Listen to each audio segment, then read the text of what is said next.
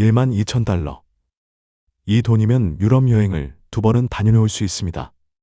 그런데 2017년 이 돈을 기꺼이 낸 사람이 5,000명이 넘었습니다. 카리브해의 프라이빗 섬에서 열리는 꿈의 럭셔리 축제.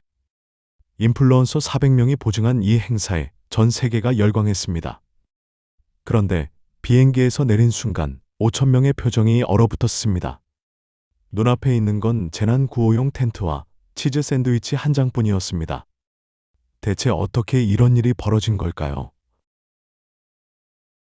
2016년 뉴욕 맨해튼. 25살의 청년 빌리 맥팔랜드는 자신감에 차 있었습니다. 그는 이미 10대 시절부터 사업을 시작한 인물이었습니다. 매그네시스라는 고급 신용카드 회사를 만들어 뉴욕 상류층 파티에 드나들었습니다. VIP 파티, 전용 라운지, 유명인들과의 사진. 그는 부유층의 허영심이 곧 돈이 된다는 사실을 누구보다 잘 알고 있었습니다. 어느 날 그는 래퍼자 룰을 만납니다. 두 사람은 의기투합했습니다. 바하마의 프라이빗 섬에서 세계 최고의 음악 축제를 열겠다는 것이었습니다. 빌리는 자신 있게 말했습니다. 이건 역사상 가장 큰 파티가 될 겁니다. 그의 눈은 야망으로 빛나고 있었습니다. 빌리의 전략은 단순하지만 치명적이었습니다. 인플루언서. 그는 먼저 슈퍼모델 벨라 하디드, 에밀리 라타이코프스키를 포함한 유명 모델들을 바하마의 섬으로 초대했습니다. 에메랄드빛 바다에서 수영하고 요트 위에서 파티를 즐기는 영상이 촬영되었습니다. 그리고 2017년 1월 마케팅 역사에 길이 남을 사건이 터집니다. 400명이 넘는 인플루언서들이 같은 날 같은 시간에 똑같은 주황색 타일 이미지를 인스타그램에 올린 겁니다. 켄달 제너는 이 게시물 한 개에 25만 달러를 받았습니다. 하나로 약 3억 원. 고작 게시물 한 개의 말입니다. 48시간 만에 조회수 3억 회를 돌파했습니다. 티켓은 불티나게 팔려나갔습니다. 500달러짜리 일반석부터 12,000달러짜리 VIP까지. 하지만 화려한 홍보 뒤에는 아무것도 없었습니다. 축제까지 불과 4개월. 빌리가 약속한 것들을 한번 볼까요? 전용 빌라, 미슐랭 셰프의 요리, 세계적인 뮤지션의 공연, 전용 요트, 프라이빗 비치. 현실은 어땠을까요?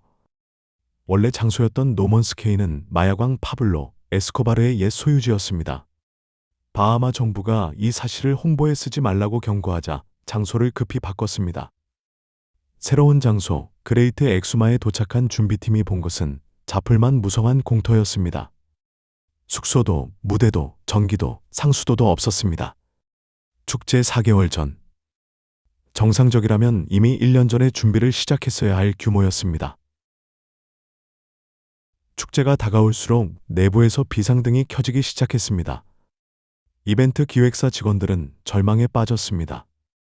공사 진행률은 10%도 되지 않았고 예약된 뮤지션들은 하나둘 취소 연락을 보내왔습니다. 한 직원이 빌리에게 직접 말했습니다. 지금 상태로는 절대 불가능합니다. 행사를 연기해야 합니다. 빌리의 대답은 짧았습니다. 안 돼. 무조건 진행해. 이미 수백만 달러의 티켓이 팔린 상태였습니다. 환불은 곧 파산을 의미했습니다. 빌리는 직원들에게 비밀 유지 서약서를 강요했습니다. 문제를 알면서도 멈추지 않은 겁니다. 오히려 그는 추가 VIP 패키지를 출시했습니다. 10만 달러짜리 특별 패키지까지. 2017년 4월 27일 마이애미 공항. 티켓을 구매한 수천 명의 참가자들이 전세기에 올라탔습니다. 기내에서 무료 술이 제공되었고 분위기는 최고조에 달했습니다. 참가자들은 인스타그램에 비행기 창밖 사진을 올리며 카리브해의 꿈같은 주말을 상상했습니다. 한 참가자는 이렇게 말했습니다. 인생 최고의 주말이 될 거예요. 그녀의 인스타그램 라이브에는 수천 명이 접속해 있었습니다. 비행기가 활주로에 착륙하고 문이 열렸습니다. 뜨거운 바하마의 공기가 밀려왔습니다. 참가자들이 발을 디딘 순간 모든 것이 달라졌습니다. 프라이빗 빌라 따위는 어디에도 없었습니다. 끝이 보이지 않는 하얀 텐트 행렬. 그것이 12,000달러의 대가였습니다. 참가자들은 믿을 수 없다는 표정으로 텐트 안을 들여다보았습니다. 매트리스는 비에 젖어 있었습니다. 일부 텐트에는 침구조차 없었습니다. 미슐랭 셰프의 고급 요리는 어디 갔을까요? 참가자들에게 주어진 것은 플라스틱 용기에 담긴 식빵 2장, 치즈 1장, 그리고 시든 샐러드 약간이었습니다. 12,000달러짜리 치즈 샌드위치. 수화물 상황은 더 심각했습니다.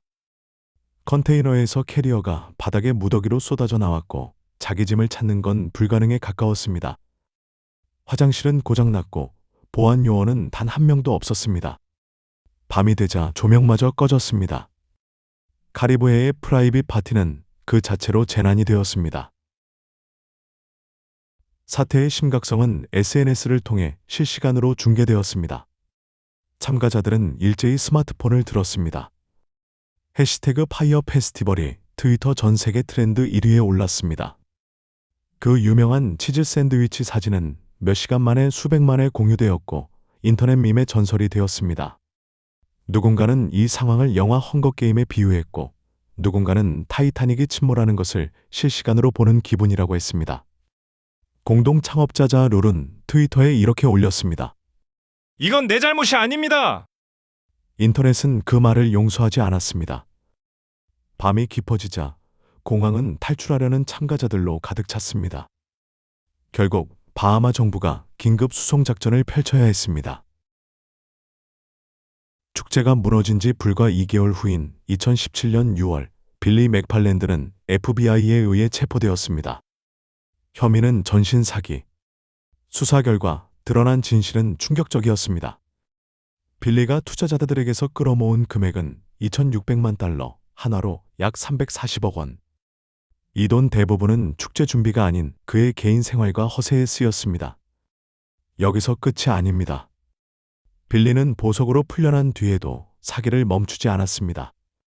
이번에는 가짜 VIP 파티 티켓을 또다시 판매한 겁니다.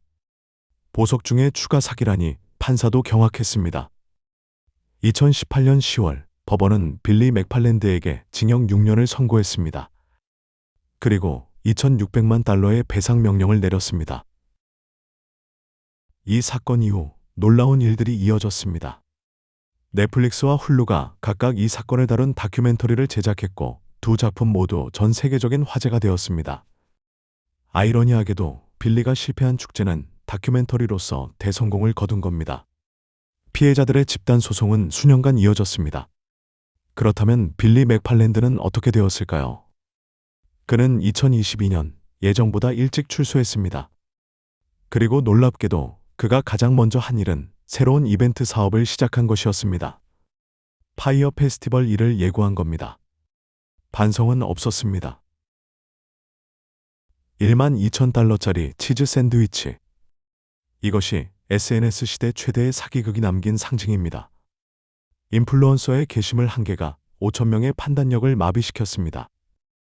화려한 사진 뒤에 진실이 있는지 우리는 얼마나 확인하고 있을까요? 여러분은 인플루언서의 추천을 얼마나 신뢰하시나요? 생각을 댓글로 알려주세요. 구독과 좋아요는 더 놀라운 이야기를 전해드리는데 큰 힘이 됩니다.